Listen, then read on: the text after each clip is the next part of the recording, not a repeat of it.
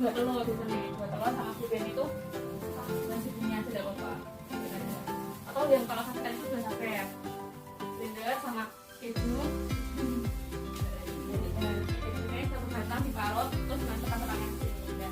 Ini kita mau satu, terus nanti di blender sampai halus, kemudian dimasukkan ke dalam sini kan nanti terus boleh nanti adonan di blender terus dicampur semuanya. Oke, gula putih dihaluskan sekalian pakai blender terus boleh. Kalau di wortelnya diparut aja.